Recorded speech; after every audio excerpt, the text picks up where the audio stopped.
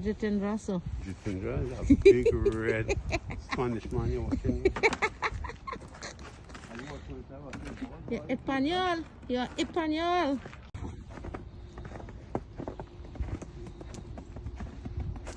That's so nice, boy. Here, take this. Here. I thought it was being worse, but let's have a little bit thing to dig out here this morning. So we'll get there. But it's beautiful. It's a beautiful Monday morning. The sky is so blue. I didn't believe it snowed last night. Beautiful skies, man. Beautiful nature. Wow, snow. When they say white as snow, you could imagine what they mean. Beautiful, beautiful. I'm all on the side there too, you know.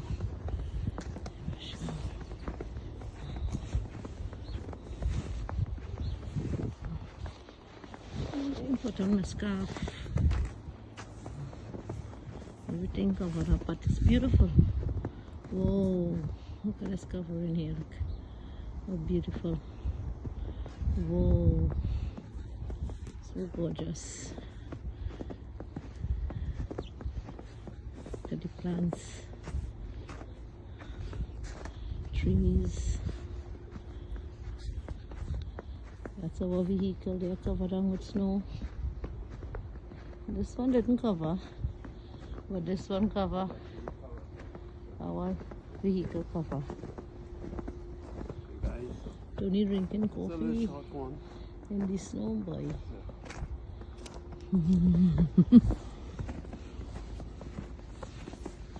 Look how pretty this look. Nice, right? Beautiful.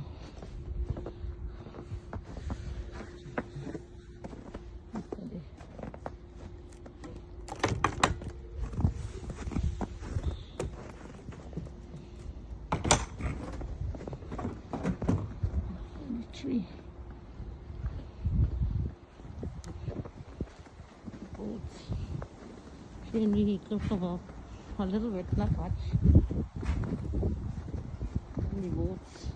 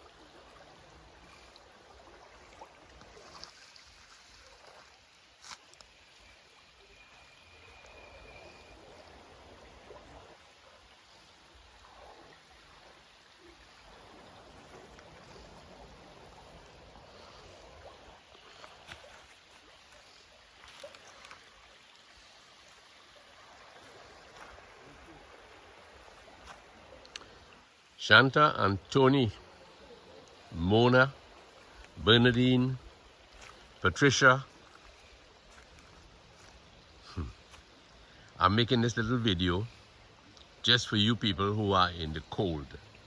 Countless Trinidadians Jamaicans, Haitians, people who are struggling with the cold weather now. Tony and Shanta, I appreciate very much that you went into the snow to show me what it was like. And here today, I don't have a cup of coffee, but I do have the privilege of walking in the sunlight. And I know that you would have enjoyed being here. But different responsibilities, different locations, different life. But nevertheless, we find peace in ourselves. This morning I woke up with a quotation in my mind, coined by myself through an incident I saw years ago.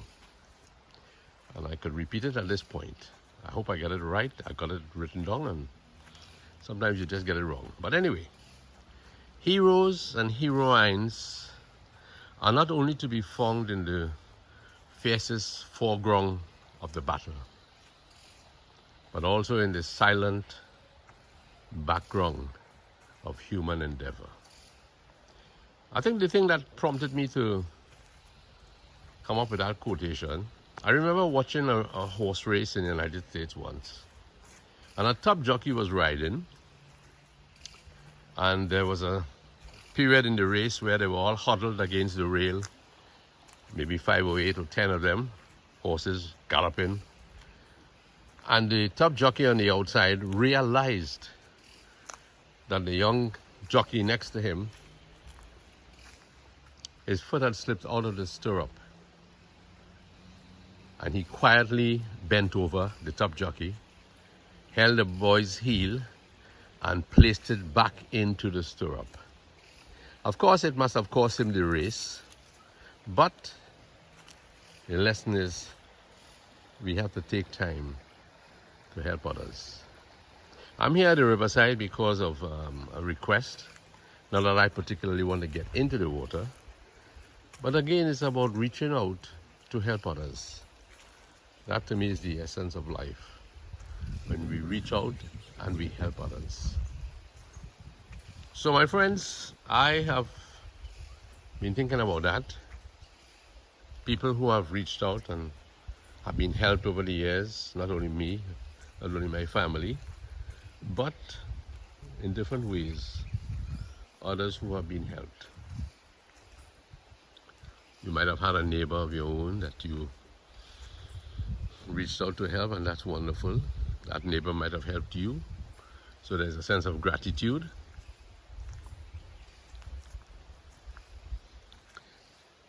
Yes, a beautiful day, majestic growth down here, room for all.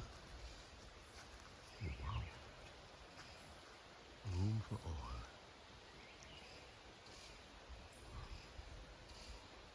I met a young man a while ago. He's doing agriculture up this side, and he was saying that he looked at some show, a car racing show, and somebody had spun off the road, and this front runner had just got to the line, the finish line, and he stopped right at the finish line, and he went back and he assisted the car that was getting a little problem to get back on track. And there was more accolade or praise given to that action of commitment. And the guy was able to finish the race because he was back on track. One lost the race because of helping someone else, and one enjoyed the finish. So friends, you know, life is all about that, eh? Helping each other to acquire a good finish in life. I would really have loved to do this with Mama Lou, because I was also musing about the thought about marriage and walking on eggshells. You know the expression when you walk on eggshells? You walk on eggshells because you don't want to offend. You might be scared of something. Children walk on eggshells when parents are aggressive.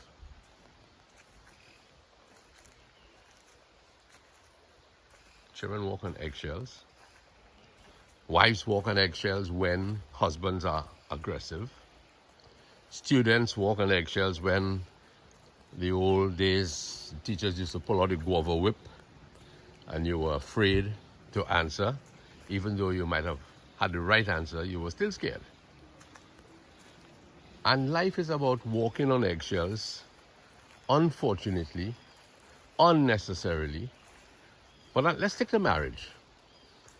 Why can't we, as a married couple, really enjoy, the harmony that is so necessary in marriage? If Mama Lou was here, she would have a great contribution. But she's in the water, and I don't want to, I don't want to drag her out of what she's enjoying. But it's unfortunate to be walking on eggshells. We get ourselves all fuzzy in thinking, afraid to comment, afraid to be laughed at, afraid to be rebuked. That makes it very, very hard to exist. Marriage is not that. Marriage is about unity. Let's put it in Mama Lou's words, 50-50. The 50-50 reality, I call it. It has worked for us. I'm sure it can work for others. 50-50 reality. Yeah, man. I don't see why not. Sometimes the answer really is to talk things over, reach out, have a good dialogue. One needn't go into all kinds of abuse, all kinds of domination, all kinds of ridicule. Not necessary. Just to be living in harmony. There's room on the landscape for everybody. Let's take here for instance, okay? Some things are not prone to live forever. The log has fallen. And we have some nice little plants kind of growing here.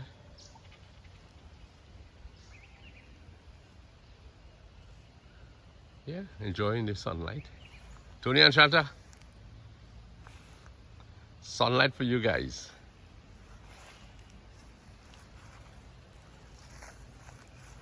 Sunlight. So, if Mama Lou wanted to come to the river, and I felt, no, I've got other things to do. Don't you dare talk to me about the river. Wouldn't that be humiliating for poor Mama Lou? That would be humiliating. That sounds like Lyndon.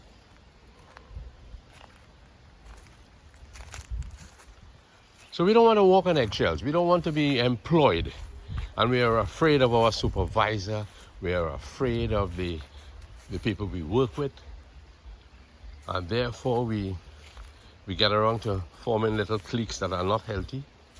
And things are not going good because we are running from some form of abuse. What about politicians? Some young politicians might be having a good answer. Take a look at this nice little plant here in the sunlight. Dominated by all these towering trees. But there's a spot for it. So one day it probably will grow tall, majestic like these. Maybe they'll say, I can't aspire to the heights that these trees have reached. Well, why not? Why not try? Why not try? I met a young man a while ago, and he was talking about how he had left his profession in a certain workplace, and he's with his dad, and they're doing agriculture, and he is a very happy person. Some people have come along and said, well, this is what you're doing. He says, but I find happiness in what I'm doing. So again, somebody is coming along to really try and get the gist of life. So it's not a question of really being, We can't bully our way through marriage. We cannot bully our way through marriage. It's about 50-50, as Mama Lou will say. Today I have brought her to the river. I am happy she's there in the water. There are other folks, they're chatting. And, you know, it's wonderful, it's wonderful. Harmony in marriage. We don't want to be walking on eggshells. We like eggs, but we don't need the shells. We don't want them to crunch. It's all a fragile song that will make. And look at the water. Maybe I will just head back here. What's a 50-50 reality in marriage? That I give you your due respect for your 50 contribution, 50%, and I have 50%. I don't have to always exercise my 50%, but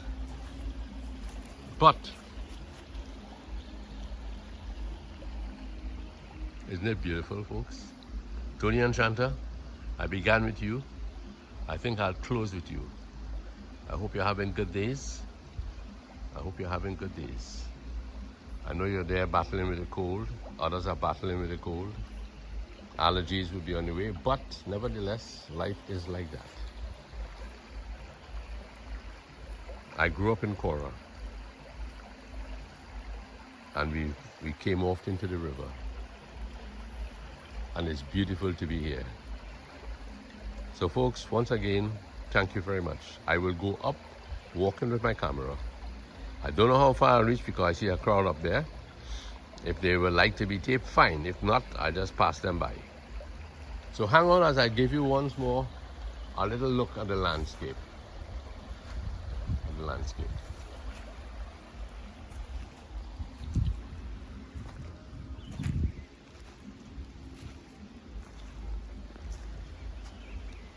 On second thought, I better not, because that would be prying into somebody's privacy, and we don't like to invade privacies. So thank you for being with us, and hope you enjoyed this short clip. Thank you. Can you imagine I run in today up here by Pool 2 by this young man from Cora? I like to meet my countrymen, eh? So what's your name again, friend? Javon. Javon does a lot of agricultural stuff up here, and Sure. That's good. that's good, right? Yeah. Right.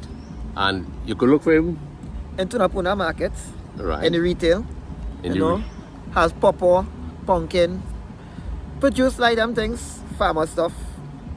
Learn from my father, continue the process, you know, it is. Very nice, Javon. So now, I kind of try to quote my own quotation this morning, and I think I got it wrong. So Joan here is going to give me a little sample of what he thinks. Heroes are not only found in the forefront of the noisiest battles, but also in the quiet background of human endeavor. What do you think about that? Think that makes sense? It make plenty, remember, the natural beauty about Cora is about farming. So everybody think about coming from Cora to the river, it's not about the river. It's about the beauty of the trees, the farming, and then the heroes about everything now is about life. Right. It's about life. And life is a very important. Plenty of people know it's about the city. It's not about the city, it's about coming back to the garden now. Everybody wants to come back to the garden. So the heroes now, will become like the farmers. Right. As we pertain, the heroes is come like the farmers now, because of the farmers, everybody coming back to doing a little house planting in the house, around the backyards. So that everybody come back to the farming. So farming come back to like a natural though. So we need the government to produce more to the farmers. Okay, good. So you people are the silent heroes in the background. That's right. Feeding the nation Feeding quietly. the nation quietly. All right. I'll tell you what, I'm looking for you tomorrow, God willing. Tunapuna market. Tunapuna market. Please the Lord. Please the Lord. Over and out.